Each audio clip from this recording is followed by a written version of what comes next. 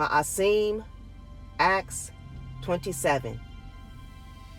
And when it was determined that we should sail into Italy, they delivered Paul and certain other prisoners unto one named Julius, a centurion of Augustus's band.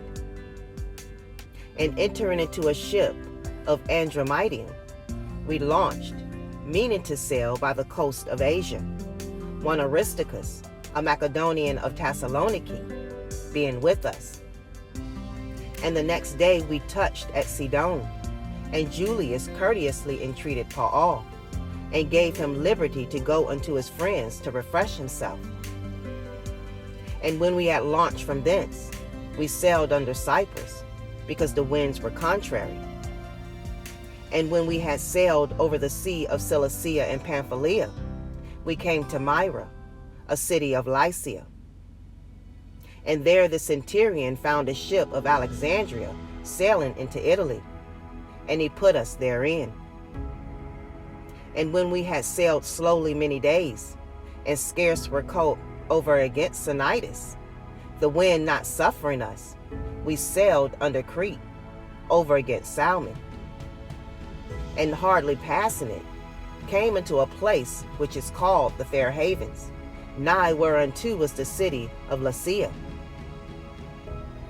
Now when much time was spent, and when sailing was now dangerous, because the fast of Yom Kippurim was now already past, Paul admonished them, and said unto them, Sirs, I perceive that this voyage will be with hurt and much damage, not only of the lading and ship, but also of our lives. Nevertheless, the centurion believed the master and the owner of the ship more than those things which were spoken by Paul. And because the haven was not commodious to winter in, the more part advised to depart thence also, if by any means they might attain to Phoenicia, and there to winter, which is a haven of Crete, and lies toward the southwest and northwest. And when the south wind blew softly, supposing that they had obtained their purpose, loosing thence, they sailed close by Crete.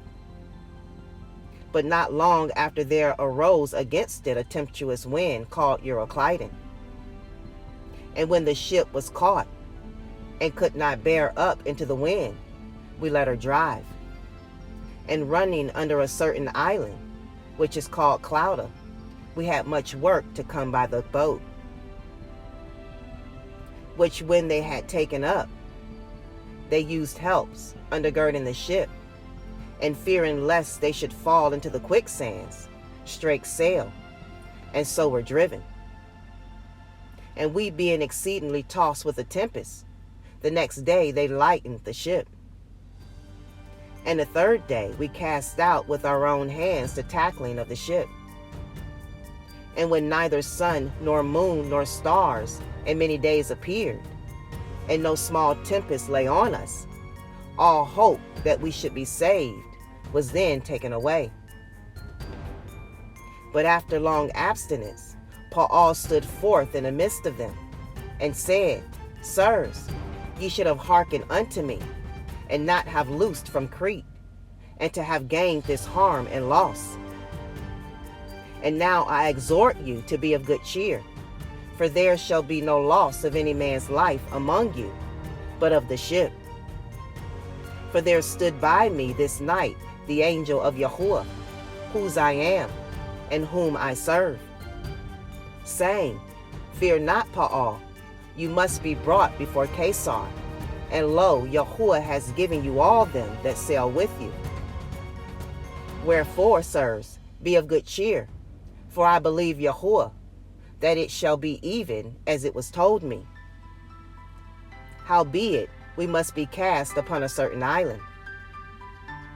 But when the 14th night was come, as we were driven up and down in Adria, about midnight the shipmen deemed that they drew near to some country, and sounded, and found it 20 fathoms.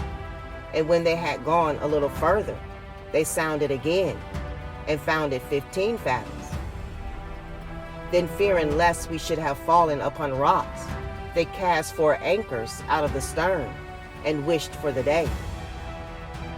And as the shipmen were about to flee out of the ship, when they had let down the boat into the sea, under color as though they would have cast anchors out of the foreship, Paul said to the centurion and to the soldiers, "Except these abide in the ship, ye cannot be saved."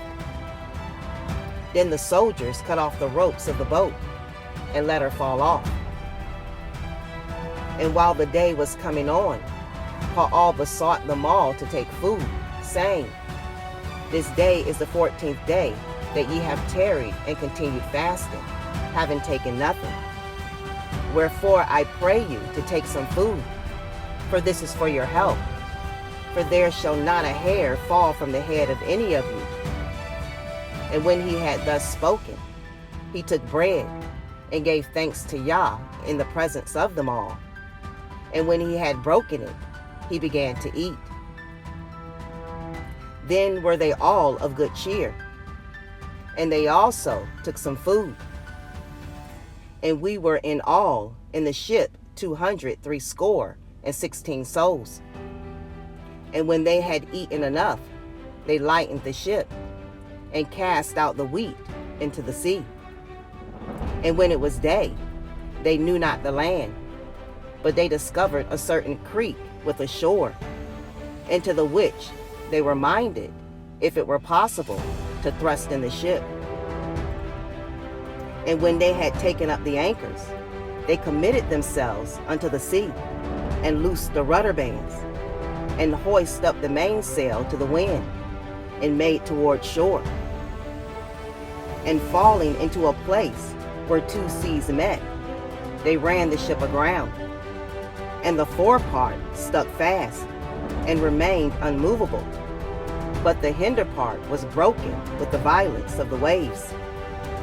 And the soldiers' counsel was to kill the prisoners, lest any of them should swim out and escape.